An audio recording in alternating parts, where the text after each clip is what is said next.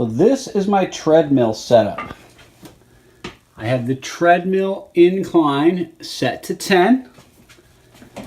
I've got my car on a little piece of ribbon stuck to whatever I could find in front of my treadmill. So it runs right along the surface and onto the underside of my car, where I have taped a piece of ribbon. So from here, I can run the treadmill and observe what happens to the car and make steering adjustments accordingly. You'll see that at the end of my treadmill, I've gone ahead and placed a couple of old pillows. Just in case the car breaks loose, we prefer it not slam into the floor or the wall. So we've gone ahead and installed those rear axles with our index marks pointing straight up. If we get a look in here with the camera, you can see the index mark hopefully is pointing right about 12 o'clock on this side.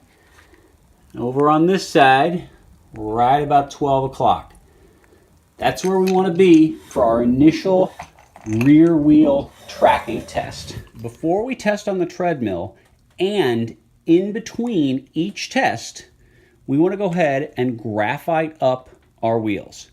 You can use any brand you want. This is the XLR8 Ultra Graphite. You can get it at a hobby shop. The reason I like it is the needle that it comes with to put the graphite exactly where you want. So we're just going to take on the inside of each wheel, give it a little puff, and spin the wheel. And the inside of this wheel, a little puff, and spin the wheel. We'll do the same in back. Then also on the outside of each wheel, a nice puff there, and just kind of work that graphite in. You cannot put too much graphite on your car. It is impossible. The graphite will make a mess. It's going to do a little bit of damage to your paint.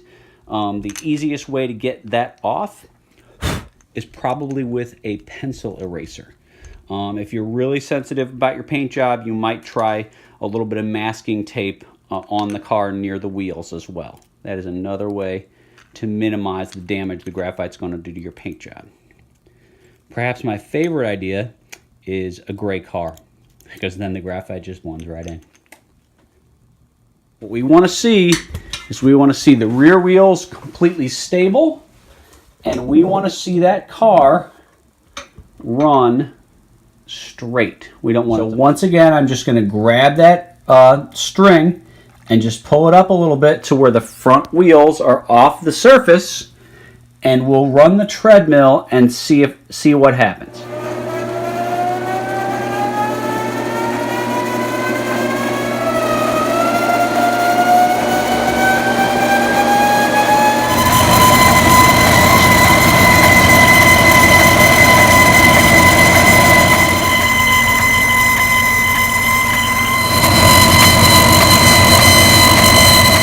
Initial test, we can see that the rear end was wiggling back and forth, and the right rear tire sometimes came in and hit the side of the car.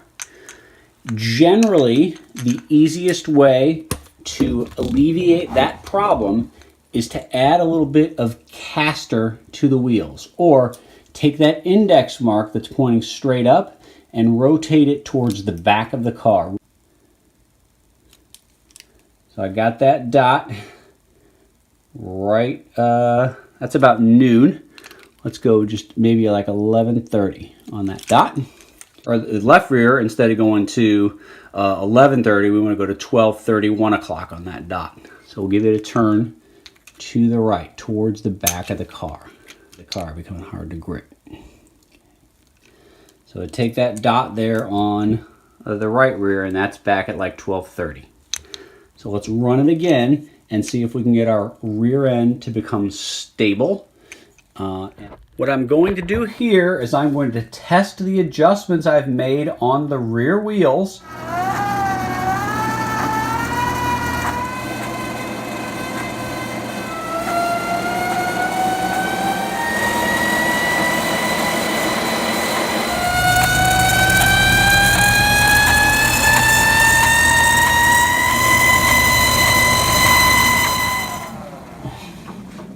So we could see there that the car is tracking extremely straight, and when we zoom in, we could see that the actual wheel on each axle was extremely stable.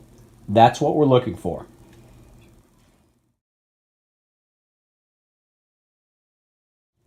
Before we go ahead and adjust the steering of the car on the treadmill, we need to get it up to weight.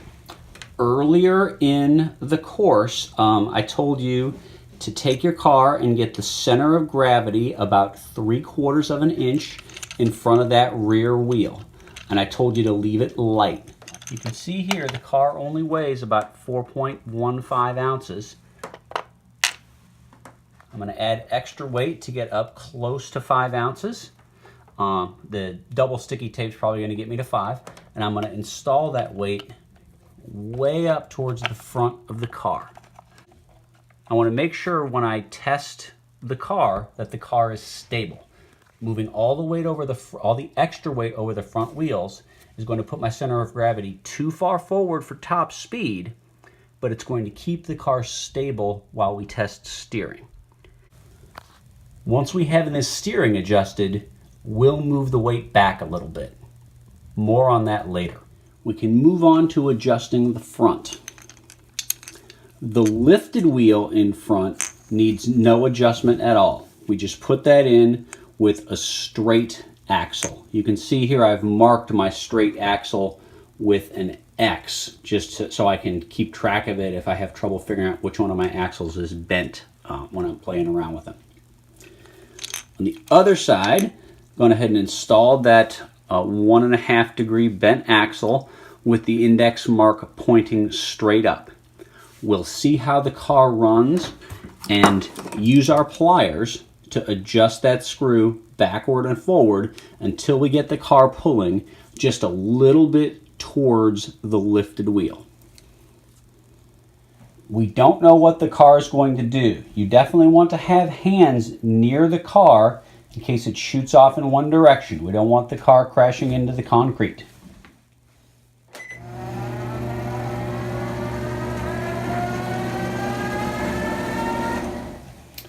So this car pulls too far to the left. It wanted to get off the treadmill, which is an indication that we've corrected the steering too far towards the left. We want to bring that in.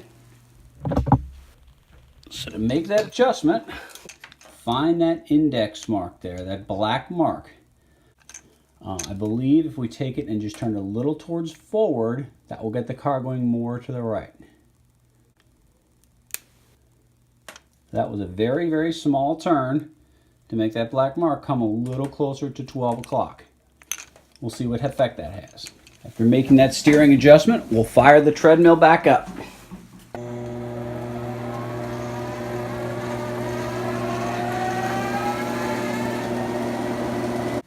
So that car is once again shooting off to the left, quite pronounced. Let's turn the nail the other direction. See if that fixes our problem. Less left. Let's try moving that dot further towards 9 o'clock instead of 12.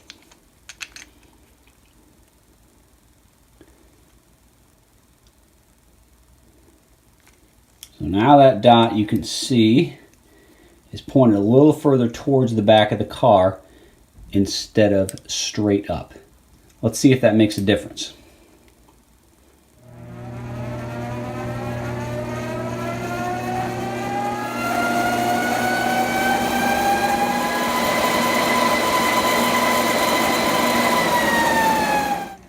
So that car is very, very close to being perfect.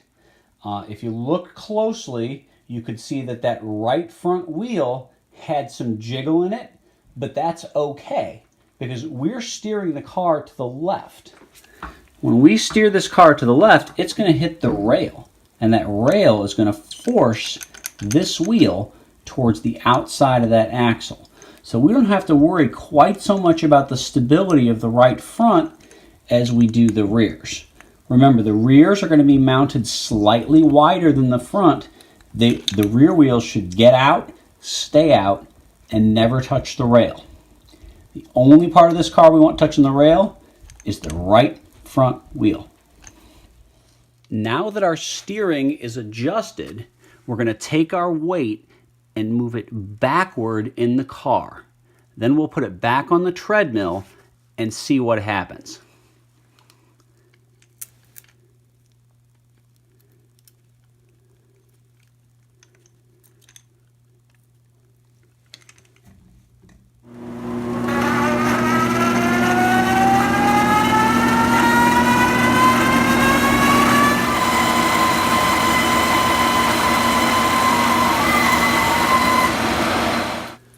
So with the weight moved as far back as possible, you can see that the car that used to be perfectly stable, just pulling a little bit to the left, all of a sudden seems to randomly flutter, and at one point it went a little left and way back to the right.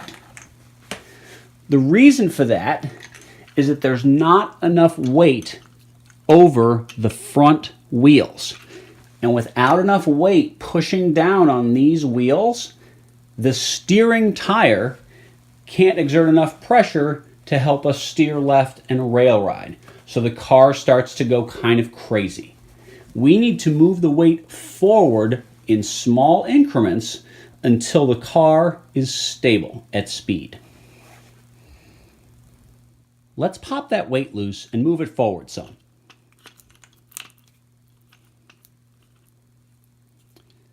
We'll put it about halfway out of that hole that it was in. Let's give it another shot.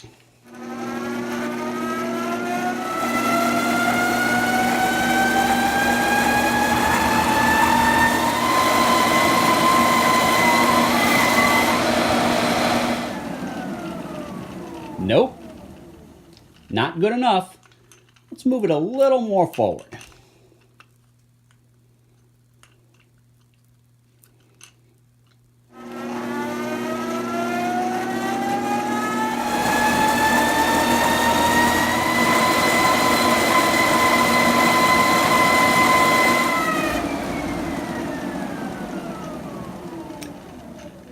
Jackpot, we're ready to race.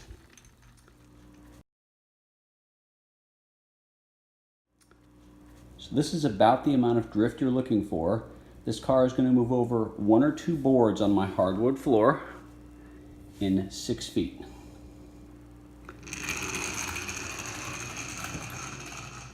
So that moved about 1.5 boards over a 6-foot run. That's just about right. If you don't have a treadmill, this is a good way to measure drift for rail riding.